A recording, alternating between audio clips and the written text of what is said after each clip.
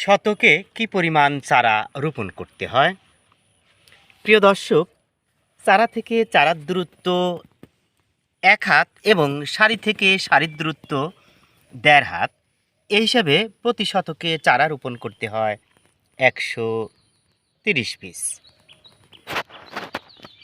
আপনারা দেখতে পাচ্ছেন অরিজিনাল বাড়িলতিরাজ কচুর জাত এবং তা থেকে এলো পাথারিভাবে প্রচুর পরিমাণে লতি বের হয়েছে। প্রিয় দর্শক, লতিগুলো দেখেন সবুজ মানের। এমন লতির চাহিদা কিন্তু বাজারে ব্যাপক। গাছগুলো মোটামুটি ছোট রয়েছে, তারপরেও এত লতি এসেছে। আপনারা দেখেন, কথায় আছে ভালো বীজ ভালো ফসল। কেবল সুস্থ সবল বীজ থেকে সুস্থ সবল ফসল আশা করা যায়। দেখেন, খুবই চমৎকার দৃশ্য দেখতে পাচ্ছেন। তো যাই হোক, ভালো থাকেন, সুস্থ থাকেন।